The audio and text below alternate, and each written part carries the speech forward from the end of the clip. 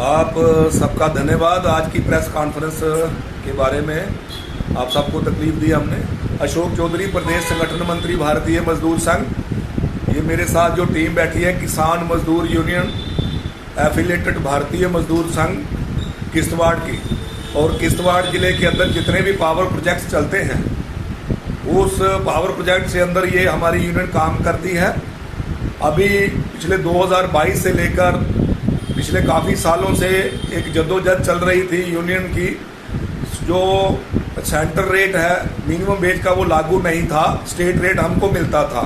Worker जितने भी काम करते हैं 8000 के करीब वर्कर काम करते हैं, सबको स्टेट रेट मिलता था।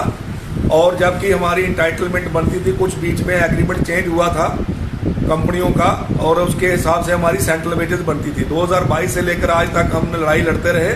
अभी परसों ही माननीय पावर मिनिस्टर अपने पावर मिनिस्टर जो यूनियन पावर मिनिस्टर हैं मनोहर लाल खट्टर जी, उनके साथ हमारा एक किसान मजदूर यूनियन का डेपुटेशन जो मिला, लेड बाई राकेश ठाकुर मेरे साथ इधर बैठे हैं। यूनियन के प्रेसिडेंट हैं किसान मजदूर यूनियन के। जनरल सेक्रेटरी नसीब सिंह जी हैं, वर्किंग प्रेसिडेंट गिरधारी लाल जी हैं, प्यारे लाल जी और अपने दलेर जी सेक्रेटरी हैं।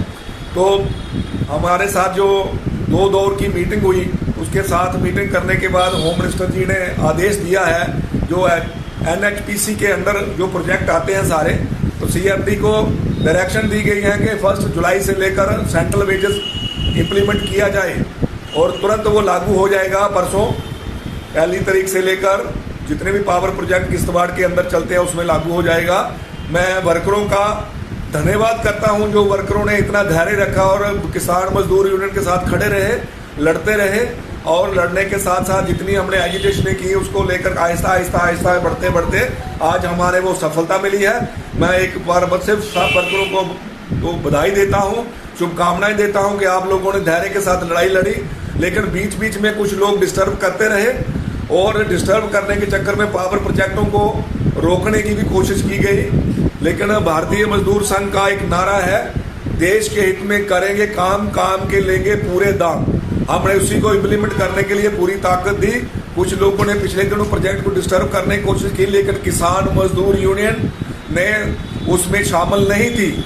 आज किसान मजदूर यूनियन ने अपने लेवल पे सेंट्रल रेट लागू करवाए हैं, और उसके लिए जो पावर प्रोजेक्ट को डिस्टर्ब करने की कोशिश की है, ऐसे एलिमेंटों को न्यूट्रलाइज करने के लिए हमारे जो वहाँ के LOP हैं, हमारे वहाँ के जो विधायक हैं, एक्स मिनिस्टर है श्रीमान सुनील शर्मा जी, हम उनका भी धन्यवाद करेंगे, क्योंकि उनका भी एक वहाँ बहुत बड़ा रोल रहा है। और जो हमारी यूनियन को वहाँ सफलता मिली है आज सेंट्रल वेजेस की, उसके लिए उनका भी हम धन्यवाद करेंगे। और उन्होंने पूरे एफर्ट्स किए हैं कि पावर प्रोजेक्ट डिस्टर्ब ना हो, इसलिए वो भी एक बधाई के पात्र हैं। उनकी टीम जो उनके साथ लोग काम करते हैं वो भी बधाई के पात्र हैं। हमारे साथ जो वर्कर साथ मिलके कंधे से कंधा मिला के जिन्होंने एजिटेशन जो लड़ाई लड़ी आज तक 2022 से लेकर आज तक, सब मेंबरों को धन्यवाद करते हैं। मेरे साथ अपने सेक्रेटरी जी हैं नसीब सिंह जी, ये भी 2 शब्द कहेंगे उसके बारे में।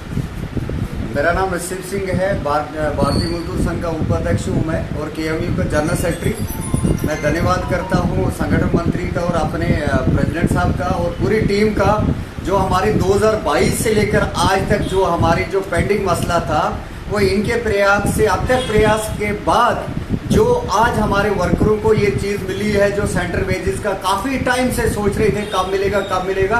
कुछ ऐसे भी लोग थे जो उनको ऐसे कर रहे कभी नहीं मिलेगा। मैं कहता हूं कि सारे वर्करों के धन्यवाद पात्र हैं, और सारी टीम हमारी किसान मजदूर यूनियन के, और खास करके जो हमारे संगठन मंत्री, माननीय संगठन मंत्री अशोक जी ने जो नाम लिया, हमारे क्या बोलते सुनील शर्मा जी, उनका भी अथक प्रयास रहा।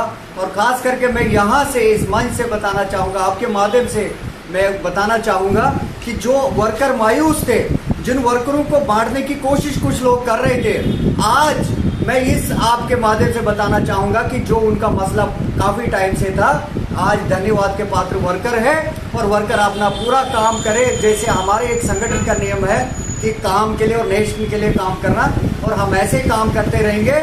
और धन्यवाद।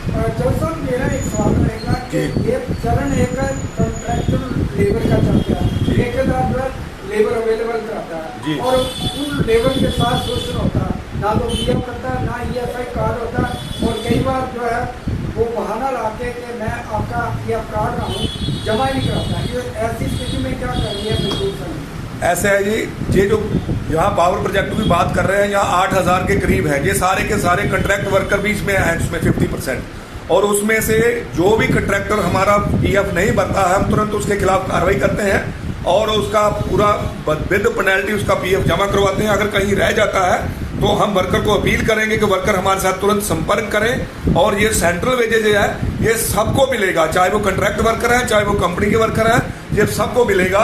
ये भारतीय मजदूर संघ पूरा एश्योरेंस देता है।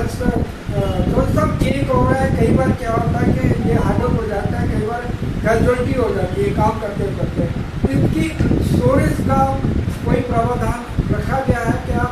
उसकी मौत के बाद उसके परिवार को कुछ ना कुछ मिलेगा? बिल्कुल ऐसा है कि इनका एक इंश्योरेंस भी रहता है कंपनी की ओर से, और दूसरा जो यूनियन की ओर से पूरे एफर्ट्स रहते हैं।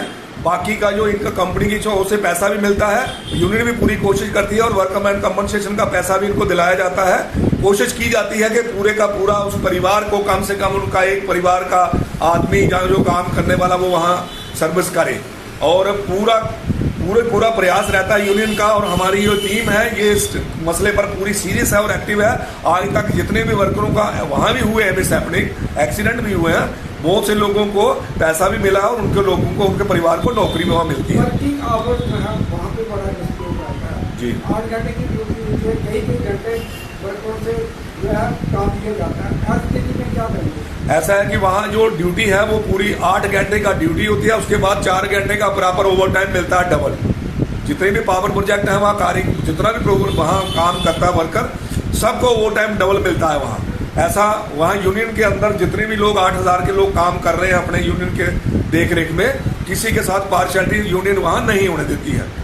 Thank you sir. ओके।